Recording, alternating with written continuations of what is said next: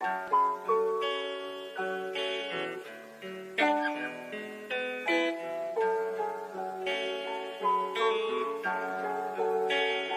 tryna turn Trenton into Baby Flint.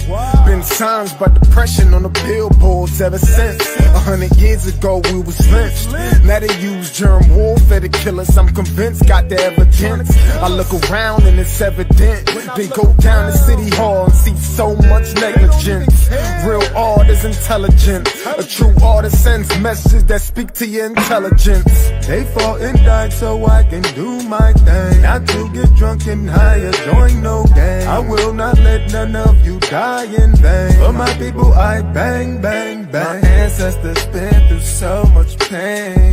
I don't let them die in vain. My ancestors been through so much pain. I don't let them die in vain. I rep for you in everything I do. I rep for you in every place I go. I rep for you in everything I do. In every place I go. They say post-traumatic slavery disorder's fake, but I just tell them all to wake up. Everything we went through, what a way down a rape, bro. Isn't our genetic makeup. So I am my ancestors from block to block. Let's build like it's Tetris. We must unite, link up like a necklace. They fought and died and we disrespected. So I come to correct it. The legacy they left I protected. We only think about self and neglected. You're African but yet you rejected. No. My ancestors been through so much pain. I don't let them die in vain. My ancestors been through so much pain. I don't let them die in vain. I rep for you in everything I do. I rep for you in every place I go. I rep for you in everything I do. In every place I go. I do.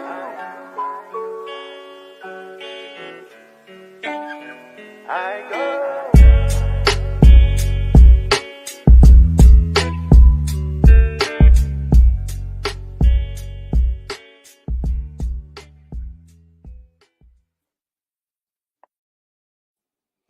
All right. Welcome back to another edition of New Freedom Exchange, a cultural expression for social dignity and community empowerment.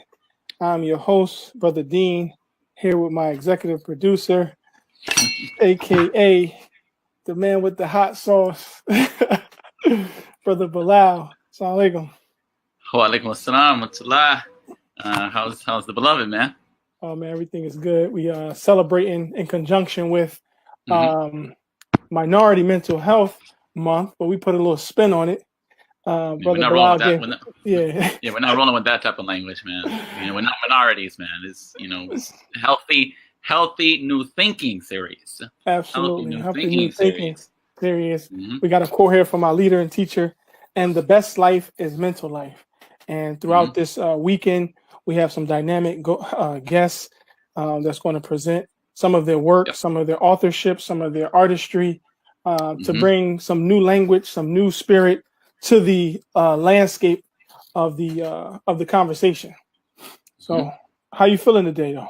Otherwise, feeling good, man. I'm feeling real good. I think this is blessed that we're kicking off this series doing Yama Juma, man. Some are saying, it's a blessed time, and think it's a right time to have this exchange on the theme, especially due to the current environment that we're in, with the chaos across the United States and across the world, and also with the current racial tensions. Some are saying across the world, especially here in the United States, and such a timely topic with our brother Dr. Shafeeq Ameen, such a timely topic that he has published one of his publications is HBCU Pride, a novel that he has written. And we're seeing that now. I don't know if you've been seeing on the news, especially in the athletics departments, a lot of top high school football and basketball players are now considering and now have accepted. A lot of them have accepted to attend HBCUs versus attending the UCLAs and the Syracuses and and the Dukes and all those other schools. So we're timely on a lot of we're tying all this into the series actually. Absolutely. So it's very timely. Excellent. And then you also a product of HBCU. Yes, I am. Yes, you know I am. How you like to throw your joint out there. Yeah. The first historically Black college university, Lincoln University, PA. So class of 2014. So I'm rather young, fresh out, but happy to be part of this conversation today with our beloved Dr. Shafeeq Ameen. Absolutely. So before we bring him in, I think we just been blessed. We've been blessed. We've been blessed by the best. Let's bring her in here, Sister Marsha. Sister Marsha, assalamu alaikum. I'm always like brushing in from work. I just got to bear with me. No, it's good. It's all good. It's all love. It's all love. It's all love, sis. It's good to have you. How you feeling? Today was good. Today was good. I'm feeling good. It's nice outside, not too hot. I caught actually both of y'all cook bar today. I caught a little bit of Dean's, and then I caught like the tail end of yours. So I was blessed by both my brothers today. So it's a good day. It's a good day. That's good. Absolutely. Let's greet our listening audience and watcher viewership. Sister Khadija is always on it. Assalamu alaikum, sister. Walaikum assalam. My sis, that's my sis. She's always on it. She's always on it. Absolutely. Yeah. So we did our check-in. We're going to introduce our guest here. I got his bio. I'm going to read that. You want to read it, or you want him to introduce himself? Yeah, we could do a mixture. Okay. Give a little bit of that and bring him in. Yeah. So Brother Shafeeq, or Dr. Shafeeq Ameen, is a retired school administrator, middle school teacher, and adjunct professor of education. He has spent the past 30 years teaching elementary, middle, high school, and collegiate levels at private and public institutions. He is the author of Odyssey, The Road Less Traveled, that chronicles the transformational powers of historical Black colleges and universities, and soon to be released, A Message to a Fatherless Generation, which details the devastating impact of absent fathers in the lives of African American boys. He holds a Bachelor's of Arts from Virginia State University, a Master of Early Childhood Education from Norfolk State University. He also has his Master of Educational Administration from Regent University and a Doctorate of Philosophy and Educational Leadership from Virginia Polytechnic Institute and State University. During his 25-year career in education, Dr. Ameen has served as a high school administrator, elementary, middle, and high school teacher, adjunct professor at Tidewater Community College, Everett University, Norfolk State University, Regent University, and Virginia Wesleyan, I hope I said that correctly, University, and he lives presently in Georgetown, Maryland. We're honored to have our dear brother, Dr. Shafeeq Ameen. Assalamu alaikum. Wa alaikum salam. How's everyone doing? Good. Alhamdulillah. Alhamdulillah. How are you? I'm doing well. Alhamdulillah. Excellent. So we could get it kicking. I know we're excited to have you here. I mean, you from just what we read and from we got to know you in a short period of time. You've been in the battlefield. You've been on the front line, dealing with not only teaching our young people, males and female, but dealing with the after effect of all the things that they go through at home, and you see it firsthand. So can you kick us off? If you'd like to add anything to that intro, you're welcome to do that. But also, we could jump right into how is it? How have you been? Or share with us your frontline experience in education. Absolutely. First, I want to say that I was loving the lyrics to the song. We do it for the ancestors. That's right. And, that's right. When we think about everything that African Americans have gone through, that everything that we do moving forward should always be a reflection of what our ancestors had sacrificed for us in the past. So we have a legacy to live up to, and we should never take that for granted. When we think about me just being in the classroom, either in the public, private, or collegiate level, I just see the need for African Americans to really embrace the whole educational format. We've been through a lot, but when we think about all of the educational opportunities that we have now, that we have to learn to take advantage of it. And one of the reasons that I push historically Black colleges and universities so hard is because we really don't need to go anywhere else. The foundation has already been laid for us. Brother Bilal put it succinctly when he talked about because of the protest movements that are going on in our nation, that we're having some of our best and gifted. We're starting out with athletes, but we're going to need some individuals who are focused on academics too, to start to come back to historically Black colleges and universities and have our institutions be their first viable options before they decide to go to the predominantly white institutions, the PWIs. Excellent. Bilal? Yeah. So how would you say, Dr. Shafeeq, that your HBCU experience prepared you for the work that you are doing currently? Well, first, when Virginia State University accepted me, from high school, I was a struggling student. I wasn't struggling because I had any type of inherent academic issues. My issues was with immaturity, a young man who had not found his stride. And if I didn't go to a historically Black college that was so small and so nurturing, I probably wouldn't have the number of degrees that I have today. One thing about my experience at Virginia State, I grew up, was raised and nurtured in right outside of North Philadelphia. I went to Alumni High School, and once I left Philadelphia and went to Petersburg, Virginia, it was my first introduction to the Southern life. And it was good for me to leave Philly to go to a small environment. And one thing that Virginia State did for me, it was like my extended family, that they made sure that they held my hand as I was going through my adolescence. They made sure that I understood the importance of education. And I think one thing that they really did for me that I see so often, when I see African Americans, many who did not go to predominantly Black college or university, and they went to a PWI, a lot of times they still have some cultural liabilities.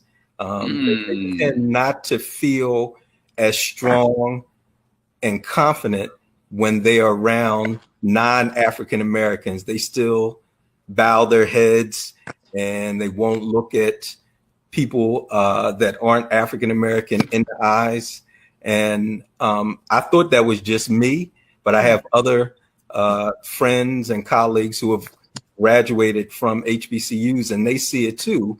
And one thing that you will get at a HBCU, they give you a cultural confidence that is difficult to get anywhere else until you're immersed in that environment around gifted African Americans, from the students to the professors to the president of the university to the provost. When you see all of those individuals look just like you, it gives you a confidence that you can't get anywhere else.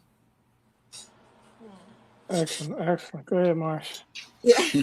Excellent. Let's do that. Like she's gonna come with all these millions of questions. You just like Marsh, like just let her go.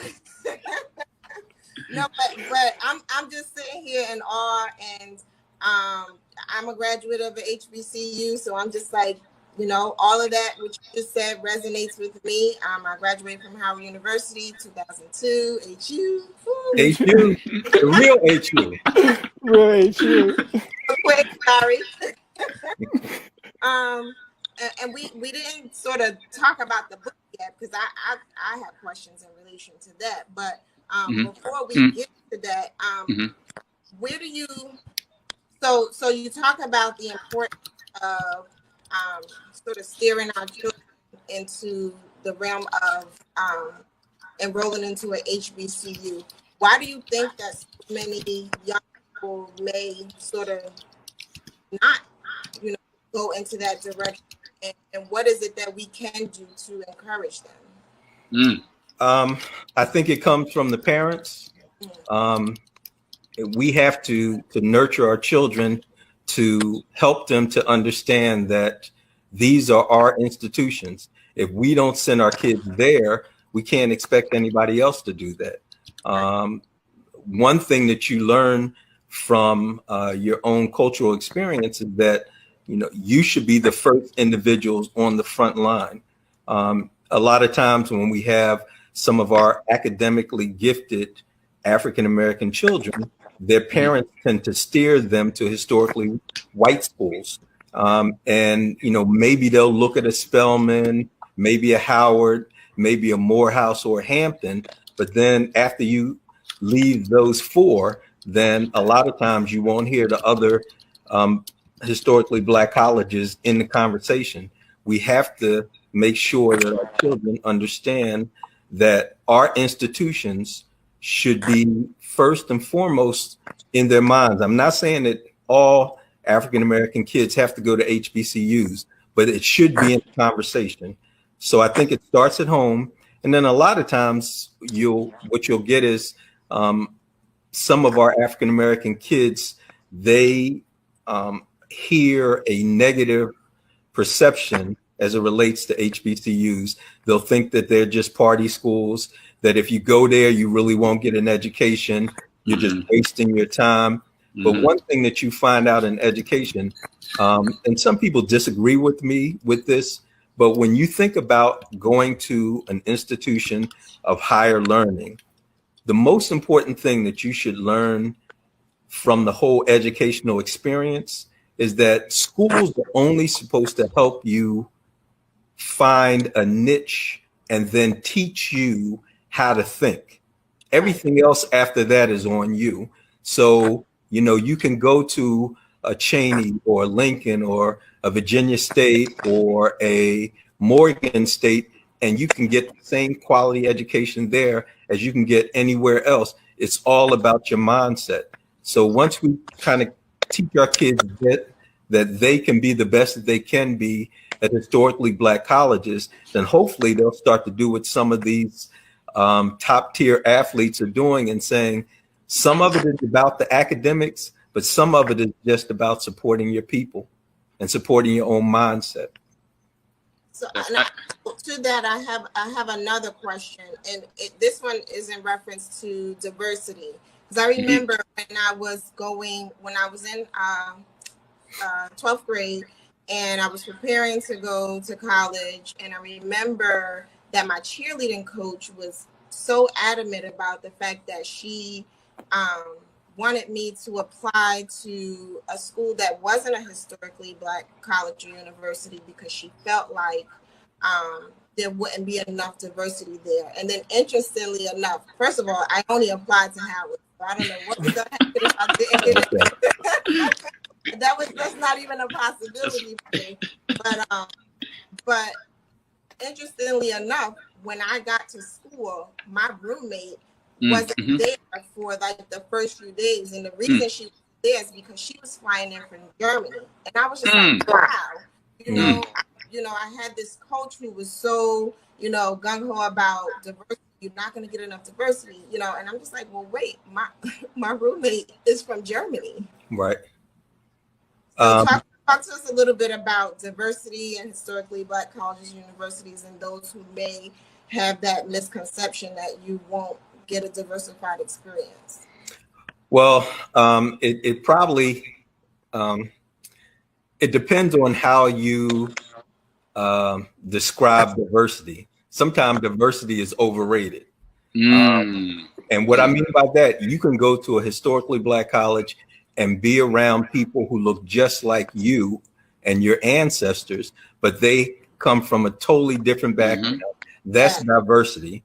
And I mentioned in the book, you know, when you think about a university like Yeshiva, which is a predominantly Jewish school, you never hear people talk about the lack of diversity at that school, even though the majority of the kids there, the young adults, are Jewish. So, you know, we should never allow, you know, that tag of diversity bother us. You can get a lot of diversity when you go to a historically Black college.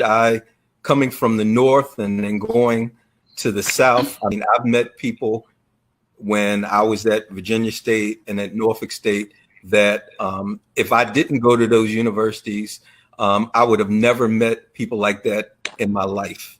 Right. And that's diversity, and that's true diversity. So it's not just about a skin color. And, you know, we have to understand as African Americans that we have some battle scars and we have some historical baggage that we have to unpack.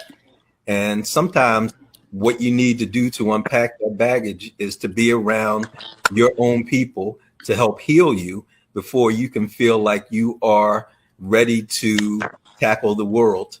So I think that's one of the gifts of being at the HBCU. Hopefully I answered the question. You did. I'm like, I'm ready to, you know, unleash all the other questions that are questions.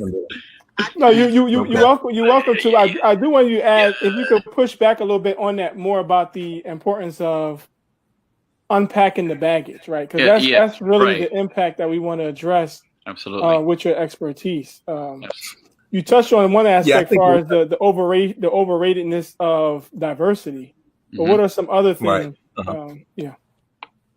Well, I mean, it's we have, you know, some psychological scars that we really have to deal with. And, you know, within the African American community, we tend not to like to reach out to our mental health professionals, but we have a lot of trauma that, you know, we've experienced within the family, within the community. And those are things that if we don't find a way to unpack them, then it becomes a part of our DNA.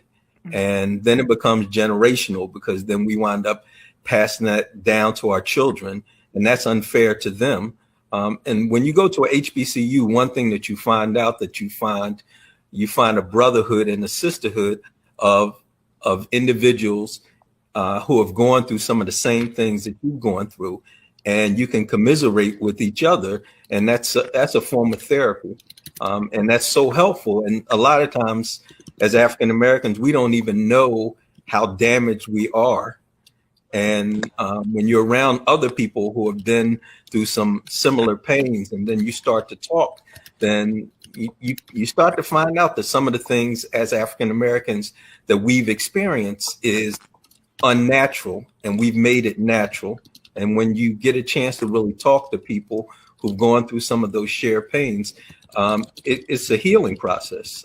I know one thing that really helped me out a lot is that some of my professors at Virginia State, you know, we would have conversations that went well beyond classroom instruction, and they would tell me about the struggles they had to come to a historically Black college, and then to unpack the damage of the kids who were there, who some of them came to university life and they really weren't prepared to be college students. They had to help, you know, heal that academic baggage that they were going through, including in that. And then you had quite a few kids, and that's why I wrote the second book, that is a lot of those kids who were going to the HBCUs, especially the males, were growing up without fathers, so they didn't know how to be men. And now that they were asked to be men on a college campus and take responsibility and not be so fragile and to be leaders, these were all concepts that they knew nothing about. And the professors at these HBCUs had to not only teach the academics, they had to teach young men and young women how to be young men and young women. And that's some of the things we had to go through.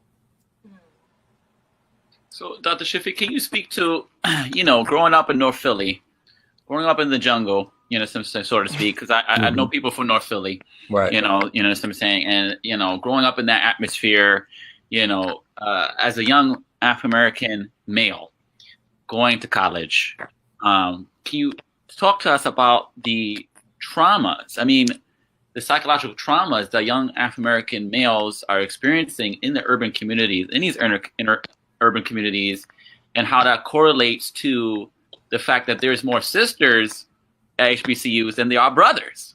Correct. Yeah, and that's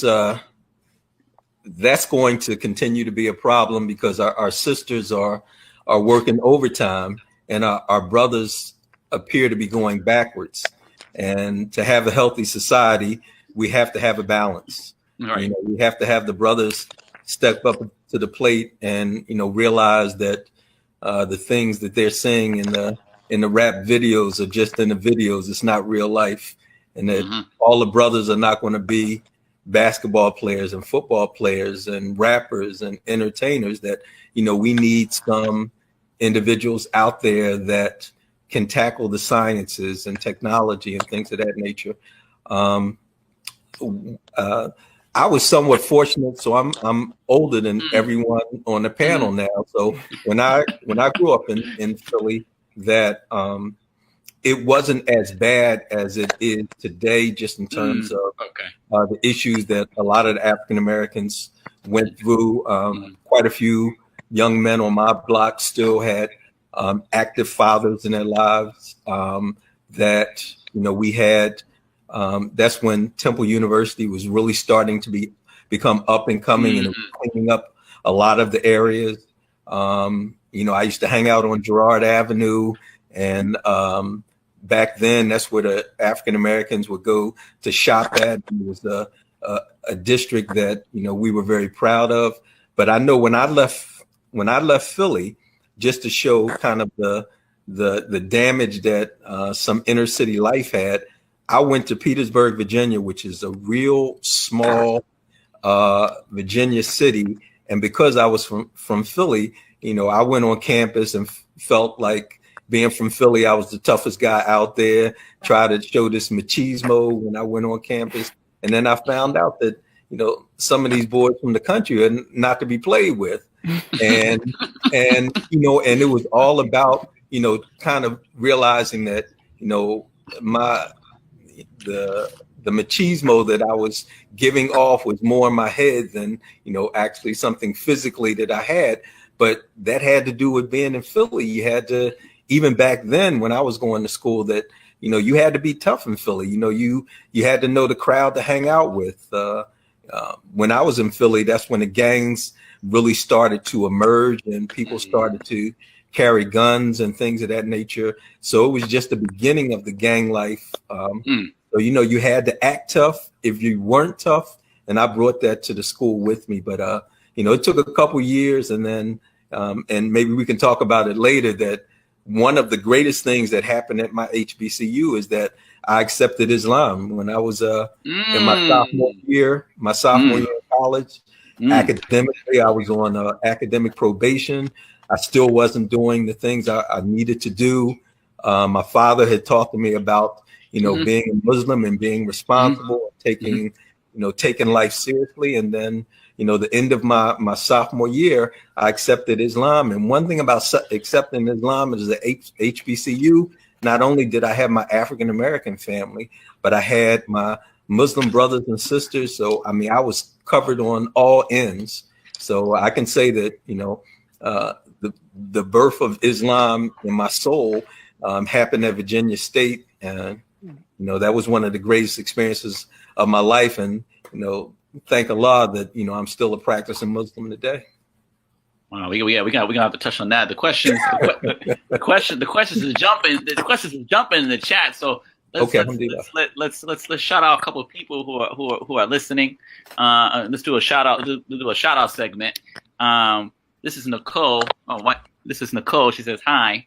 Nicole is the president of the HBCU Hub Incorporated here in New York City, upon which I am a proud member of the board. And we work in the grassroots here in New York, basically working in the New York City public schools, preaching the HBCU gospel with advocacy.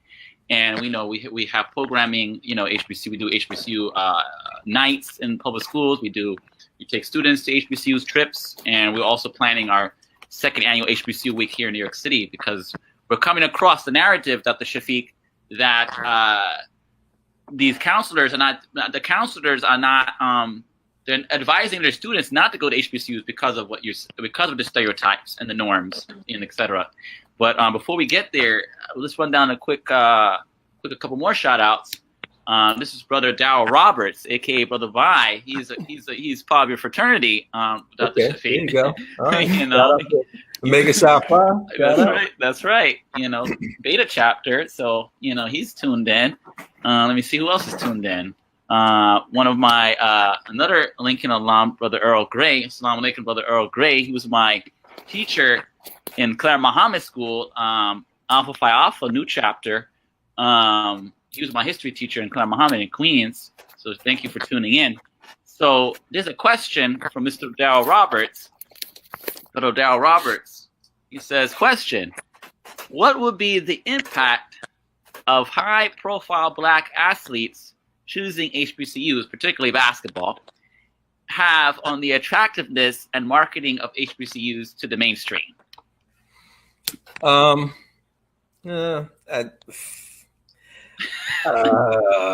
mean, that can go either way. I mean, it's an introduction, and I think for the young brother who chose Howard University, I think it's an introduction. Everybody knows Howard anyway, so even if you're not Black, but I think the point.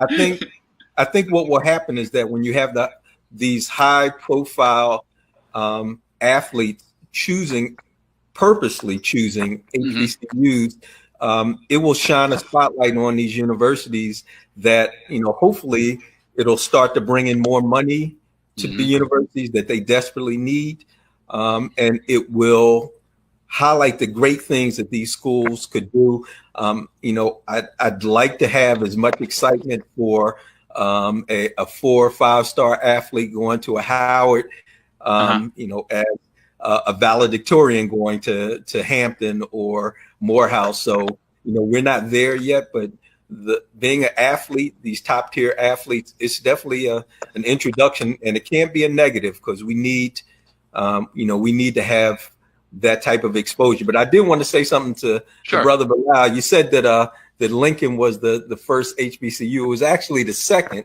So the first is, well, I'm not trying to kill Caney. Caney was actually the first in 1837, but the reason that people think that Lincoln was number one is because Lincoln was the first HBCU to actually grant college degrees. Okay, beloved, we'll let you rock. We'll let you rock. We'll let you rock. We'll let you rock. We'll let you rock. I got love for Cheney. We got love for Cheney. We'll let you rock, man. I knew someone was going to try to slide that into the conversation. It's all love. It's all love. Absolutely. But let's get to Nicole's question. She has a very important question. Another very important question. She said, I recently learned that North Carolina A&T de-emphasized the recruitment of out-of-state students, considering in-state students are prioritized and bring in more funding. Does Dr. Shafeeq know if this is the same for VSU and other state-funded HBCUs?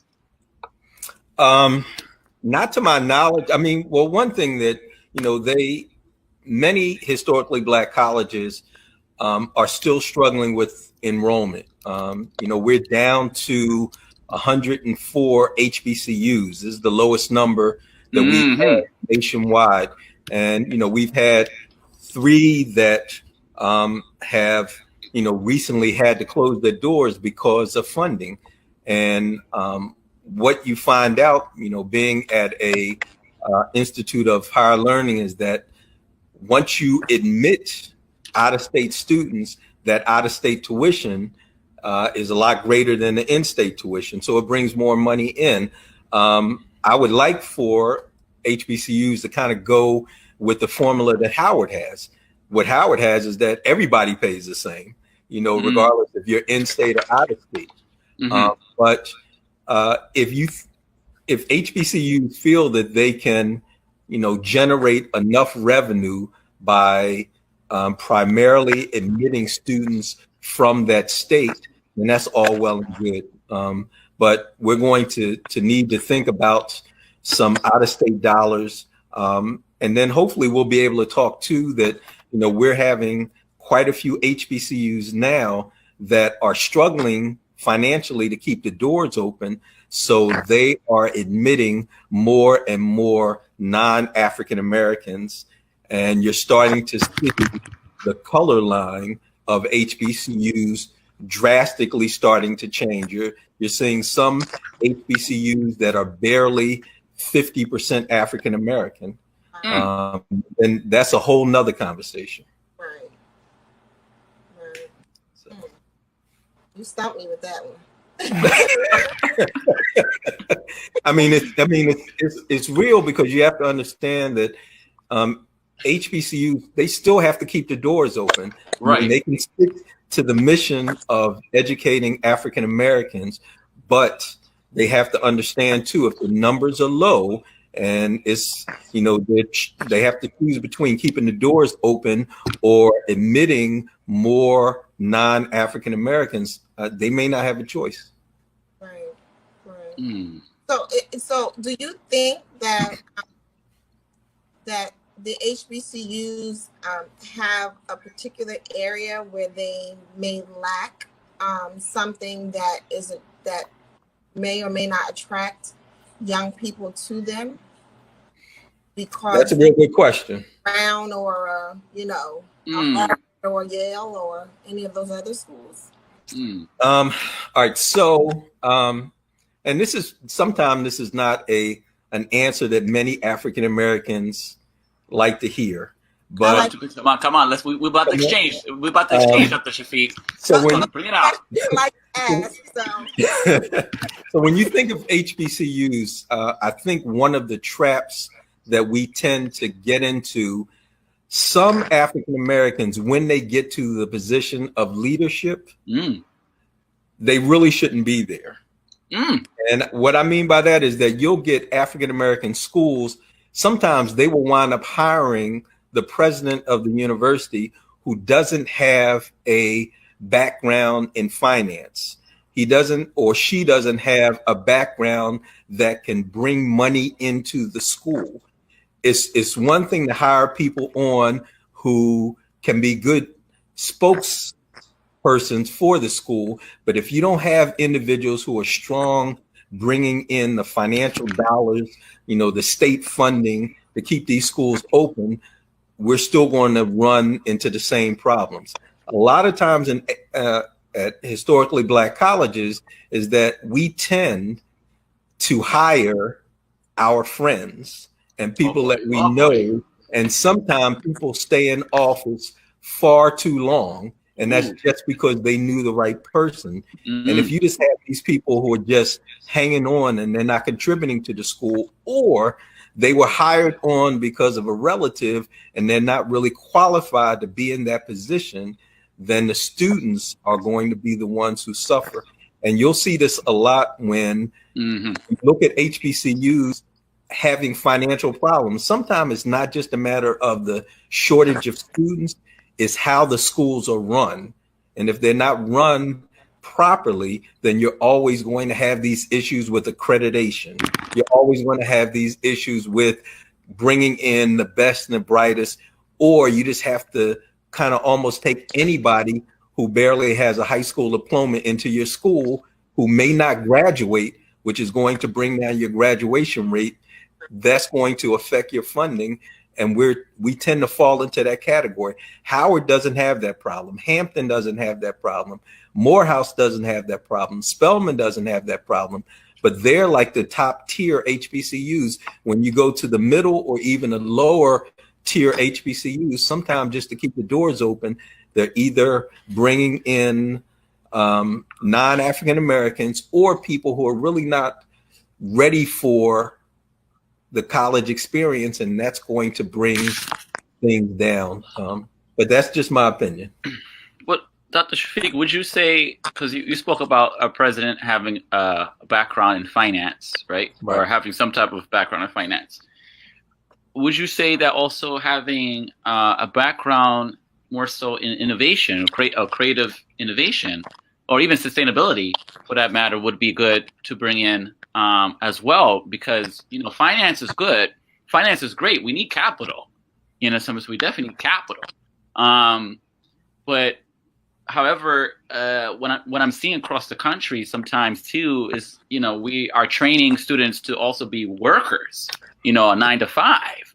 And, you know, not in some of our curriculums may not be up to par in terms of our programming, you know what I'm saying, and making those partnerships, those strategic partnerships with other programming to bring in more programs and to encourage professors to research and different things like that. Would you say also that's something that a president and in leadership, something that HBCU should consider? You have to have a balance, you know, but you have to be a realist. You know, being realistic, you have to make sure you have the money to keep the doors open. You want to make sure you have creative people there. You want to make sure that, and this happens sometime at historically Black colleges, because sometimes they have to bring in kids who maybe are not academically ready for college, that they could water down the curriculum. And if you water down the curriculum, then that's going to water down various programs that you have in the school, especially if you're trying to bring in STEM money. You're trying to make sure you're bringing in creativity into the school.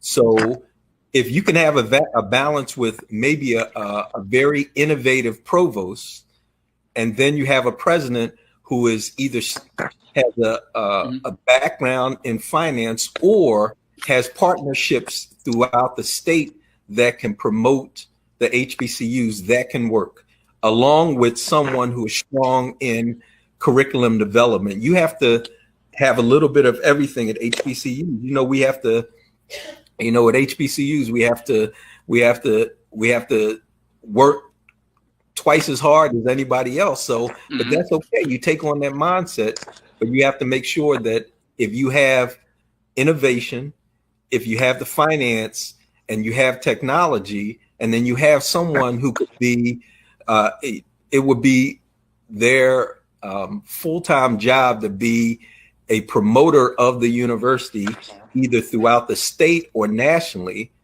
Those 4 combinations can keep the doors open.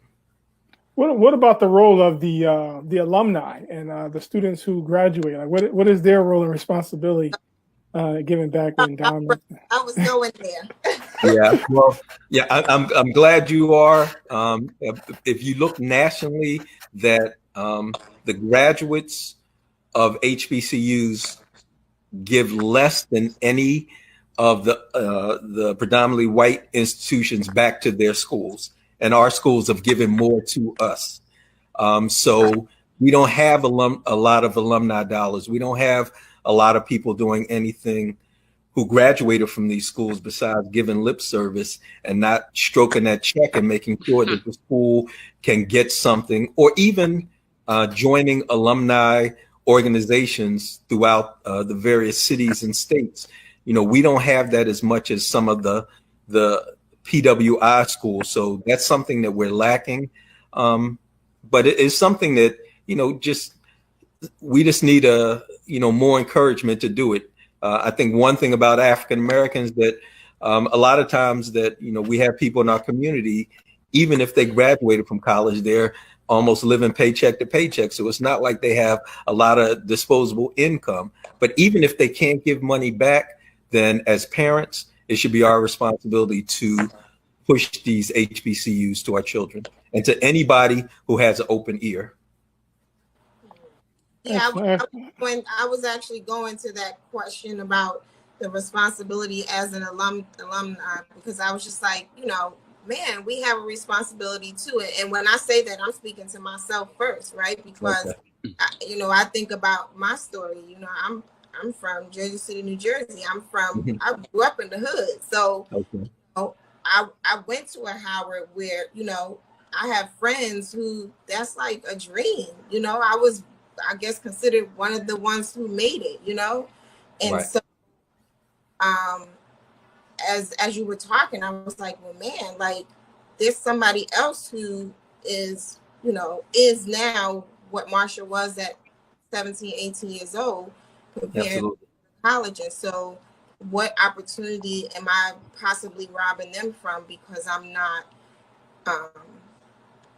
actively fulfilling my role as a HBCU alumni? And, even if we can't give back financially, since, we have one of the greatest majors that you can have at a historically Black college, something that we've thrived on, is producing teachers. HBCUs, many of the early HBCUs, that's what they were doing. They would send the kids, the young adults, to college to become teachers. And so you'll get a lot of HBCUs have very strong educational departments. So if these individuals are in the classroom or they're running schools, then it should be their responsibility to promote historically Black colleges. Every school that I've been to, I've always gone down to the counseling office and said, listen, you need to start talking up HBCUs. And sometimes when you mention schools outside of the top 4 that I happen to mention, that they don't know anything about HBCUs. So that means they're not pushing HBCUs to the minority students. So, either doing it in your classroom or in talking to the counselors, or talking to administration, or talking to people in your neighborhood. But if you can't give financially, which we all should, that we should at least be able to be champions for our school. My wife, she graduated from Elizabeth City State University. So we're keeping, and we give back to her school. We give back to Norfolk State. We give back to Virginia State, and any little bit helps because, our kids have to see that we are so proud of the schools that we graduated from, because many of us wouldn't be in the positions that we're in today if it wasn't for our HBCUs. Excellent, excellent. Let's do a station identification. This is New Freedom Exchange, a cultural expression for social dignity and community empowerment.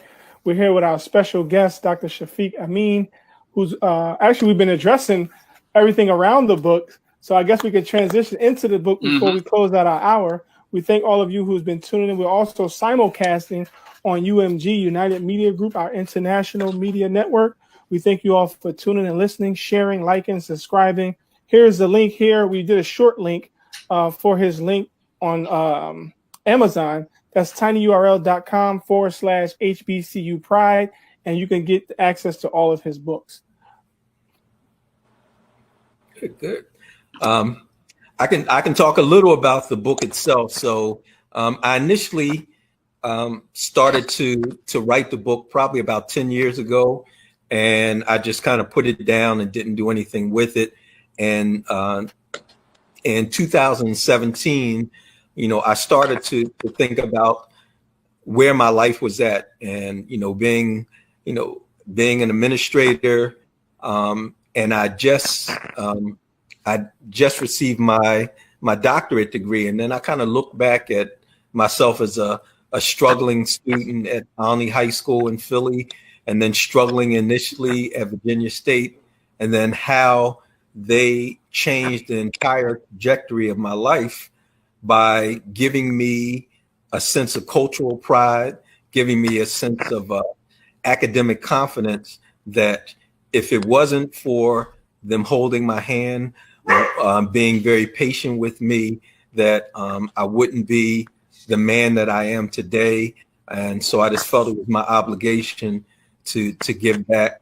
And when I talked to a lot of my friends who graduated from HBCUs, they had the same stories. They talked about, I thought I knew who I was until I went to a HBCU and found out that I'm descendants of greatness. And it's something that I took for granted, that I didn't know a lot about. But just being around the minds, the capacity of individuals who have gone to the very top academically, our professors and our presidents and our provosts, and then being around students who they realize their responsibility, and then that camaraderie of just being around all of those people together, it forces you to step up. And that's what it did for me and to a lot of my friends who went to historically Black colleges. Dr. Shafeeq, could you speak to, since your field is in education, you spent a lot of your years in education, speak to briefly the importance of seeing the African-American males return back to the classroom on from K to 12 setting, right. You know, because there's a lot of movements now to encourage more Black males to come teach in the public school system, you know, in the public school system. Can you speak to that just in general, us returning back to the classroom and, you know, reclaiming that part of our narrative? Well, it's, you know, sometimes African-American males, the struggle about actually going into the classroom is that it's difficult financially to support a family off of a teacher's salary. It's true. And, you know, that's a reality. That's but true. We have to suck it up, and we have to realize that because we have so many fathers who are not in the lives of our young men, that sometimes we have to be those role models. And to be that role model is that it's no greater role model, you know, besides your parents, than to actually be in a classroom and see that child and work with that child every single day. You know, for African-American males, it's going to be a sacrifice for some of us, but we put ourselves in a position that we have to sacrifice. You know, I've, especially on the high school level, that, you know, me being in the classroom, on my first day of class, then, you know, I'll ask the kids, you know, how many African-American male teachers have you had? And I'll have kids who have gone through K through 11th grade and never had a Black male teacher. And we teach different. And it's not even about the academics. It's just, you know, about our nature, about our personalities, about the things that we bring to the table. And for our African-American boys, you know, when they see someone who is not a basketball player or a football player or a singer or a rapper, but someone who, you know, is a father, is an educator, is a mentor in front of them, you would be surprised the difference it would make. I mean, I would have kids come and, you know, these are boys who try to act hard in class. And then, you know, during lunch, everybody's leaving to go to the cafeteria to be with their friends. They want to hang around the classroom with me, you know, just kind of hang around because they want to be around a male, somebody who looks like them. And then they start to talk to you about, you know, missing their fathers or, you know, I'm smart, but I don't want to tell kids how smart I am. So I have to kind of play stupid in class and be a clown. And, you know, how do you do it? And all these other things. And, you know, you can reach them. And they tend not to be the same young men at the beginning of the school year as they were by the time that you get a chance to kind of walk them through the process. So as African-American males, you know, we need to go back into the classrooms. And then as parents of boys, we have to be able to teach them that, you know, life is not all about fun and games. You know, it's our young ladies are stepping up to the plate and they're going to college and they are achieving great things in the world. And some of our brothers are just kind of sitting on the sideline and allowing life to happen to them as opposed to be active participants. And we have to, you know, teach these young men that, listen, you're going to be fathers and husbands and leaders, and you got to step up. You know, some things may be difficult, but, you know, life is not supposed to be easy, especially for African American. You know, we have to go through the struggles. It makes you a better person. Can you, my last question for me to you, Dr. Shafeeq, you know, could you elaborate a little bit on your journey to Al-Islam, especially at a HBCU? I think that's a connection that it is not really talked about. Religion and spirituality at HBCUs. It's not something that, I mean, it's talked about, but it's kind of it's not talked about at the same time. So okay. Could you talk about that experience? You coming into contact, how'd you come into contact with Al-Islam at HBCU, and how was it that on the campus with maintaining your dean, as they say? Okay. So just briefly, I'll go back when I was a sophomore in high school. My dad became a member of the Nation of Islam, and he came home one day and told everybody he was a Muslim, and we had no idea what he was talking about. I have an older sister and an older brother, and he would take us to the temple and things of that nature. And you know, it just seemed so rigid, and it seemed like I was going to have to change my life, turn it upside down. So I put that on the back burner. I went to Virginia State, struggled the first 2 years academically, and then one of my friends from Trenton, New Jersey, he was most of the people from the north kind of hung together, and he was a merchant seaman. And during the summer, he had gone overseas and he converted to Islam, and he came back on campus. And he said, listen, it was about 10 of us, all from the north, from New York, New Jersey, Philly. And he said, listen, none of us are living our lives the way we need to. You know, we need to become Muslim. And just everything my dad had told me at that point, everything just kind of came together. And I said, you know what, you're right. So 10 of us all together took our shahadas, and we were sophomores at the end of our sophomore year. And for the last 2 years, junior and senior year of college, we roomed together. We bought a restaurant in Petersburg, Virginia. We ate together. We made money to build up the Muslim community. We had a really strong Muslim Student Association that they work with us. But one thing I do want to mention is that once I converted, I was like a super Orthodox Muslim. I mean, I went from, wearing shorts and sandals to the next day I had a thobe and a kufi on, and my friends thought I was crazy. But the person who didn't think I was crazy, besides the people that I converted with, was my academic advisor at Virginia State, and he was a Christian. And he pulled me into the office, and I told him, I said, listen, I'm changing my name. I'm going down to the courthouse. I'm a Muslim now. I don't care what all these people think, And he said, listen, this is what I want you to do. He said, we're going to have study sessions, me and you. I'm going to tell you how Christianity, Judaism, and Islam are monotheistic religions, and they all come together. And if you're going to go out there on a limb and be a Muslim, you need to know your faith, and you need to know your role in the faith. And we would have study sessions at least once a week. He took me out when I bought my first car. He drove me to the dealership, and he would talk to me about Islam and about Christianity and about Judaism.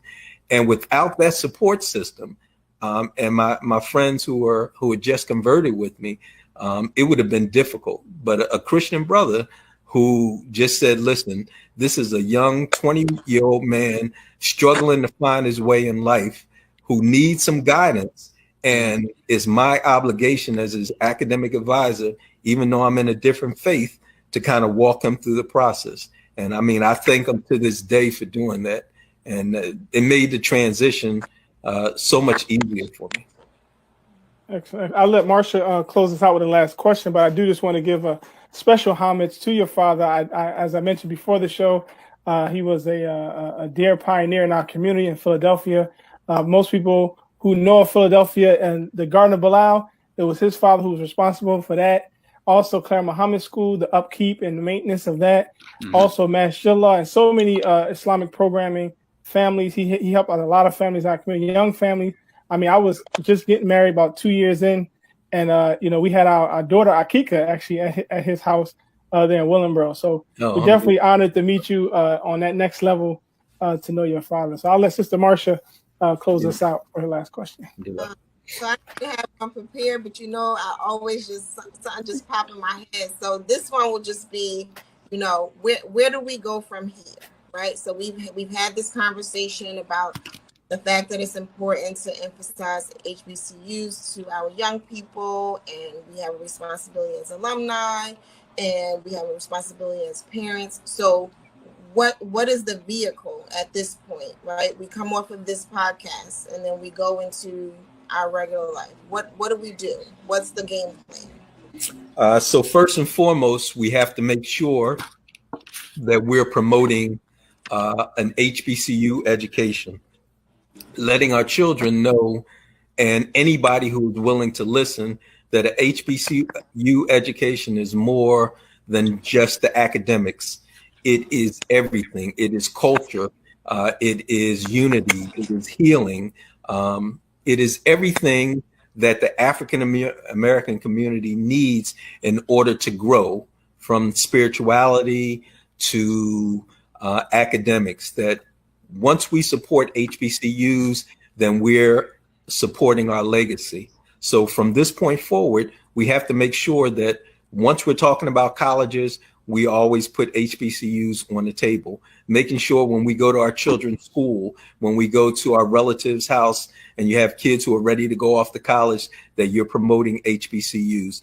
Anybody who has an open ear, we need to make sure that we're promoting these schools. And if you graduated or even if you just attended an HBCU, start giving money back, because they desperately need it to keep the doors open. Excellent, excellent. We thank you so kindly for short notice, jumping to the call, blessing us with your insight, your guidance. Also, you could check out his book. We did put a tinyurl.com/HBCU Pride, or you also could just go to Amazon and put in Dr. Shafeeq Ameen, and all of his books will come up for you to purchase. Any other contact information you want to share, or any events or any things you got coming up you want the community to know? Well, my second book is on Amazon now, but I really want people to really delve into that deeply. Besides HBCU Pride, a message to a fatherless generation, really goes deep into the psychological damage that happens to our young boys when they don't have an active father in their lives. And I was able to get interviews with Kevin Durant and LeBron James and Shaquille O'Neal and Jay-Z, and all of these men at the top of their fields. They all said, "I still miss my father." And I think, if we can kind of go into that, and I have some good stories about, being raised by Muhsin El-Amin and how I turned out to be the man I am today. So, if you get a chance to look online at Amazon, it's there under my name. I think people will really appreciate it. Yes, yeah. Part two. We're going to get part two, man. Part two, absolutely. Part two, man. Okay. So that's the wrap up of the hour. We also want to invite you all to check out our new campaign on tinyurl.com, New Freedom Path, PAATH, as well as our PayPal. That's paypal.me, the Bilalian Trust. We also will be celebrating next month in conjunction with We Buy Black, New Africa August. New Africa August is going to be a month dedicated to us planning our future together collectively. We know we have our historical month that we recall historical places, persons, and events of the African American in February. Well, there's a group of young people in conjunction with other community members and leaders and business people that are going to be promoting August for New Africa August. So check that out at newafricaaugust.com. Any other closing remarks? Oh no, we just got this. We have, just as the kickoff to the series, the series that we have going on, the healthy thinking series. This is concluding our Friday portion, but please come back tomorrow at 5:00 p.m. Eastern. We have this Cleveland's own, the first Muslim city councilman, Bashir Jones, who is a Morehouse alum, who will be joining us with another brother Dave, who they're both artists, poets, and activists in their community. We'll be debuting their video called Freedom. That's tomorrow at 5 p.m. And then later on that day, yes, we're double booking. We're double decker. 9 p.m. Eastern. We have Sister Saida Denise. She is an artist and a vocalist, a songstress. She'll be debuting her song "Dying for Love," and we're gonna dive deep into that. conversation as well as relationships and how that relates to our theme for this week. I mean, for this weekend. But yes. Excellent, excellent. So until next time, we thank you all for tuning in, liking, sharing, subscribing. Check us out on YouTube at New Freedom Exchange, Instagram New Freedom Exchange, Facebook New Freedom Exchange, and we're working on our website and some other platforms. We also getting ready for our New Freedom Exchange Daily Digital, which is going to launch in August. So look out for that and the Patreon and all that. And we just thank you all for tuning in and giving us the support, because we want to contribute to the psychological landscape on these airwaves and bring our contribution to the forefront. So again, we thank you all. We'll leave you as we began in peace, and we'll share our brother dear Shadi Aki ancestors. Until next time, peace. Assalamu alaikum. Thank you again, Doctor. Yes, sir. Alhamdulillah, it was a pleasure. Absolutely.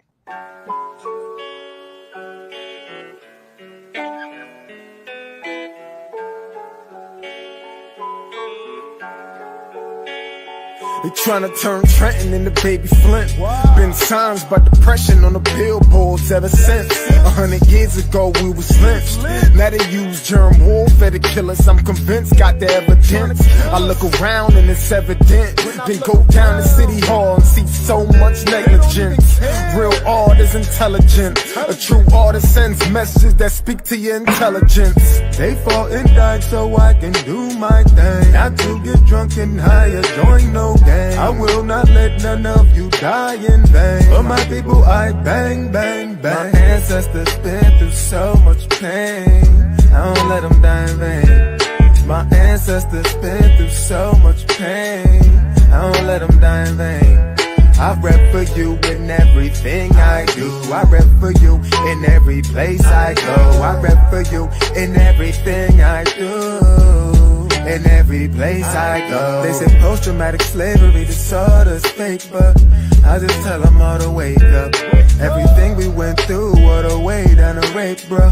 Isn't our genetic makeup. So I am my ancestors from block to block. Let's build like it's Tetris. We must unite, link up like a necklace. They fought and died and we disrespected. So I come to correct it. The legacy they left I protected. We only think about self and neglected. You're African but yet you rejected. No, my ancestors been through so much pain. I don't let them die in vain. My ancestors been through so much pain. I don't let them die in vain. I rep for you in everything I do. I rep for you in every place I go. I rep for you in everything I do. In every place I go. I do.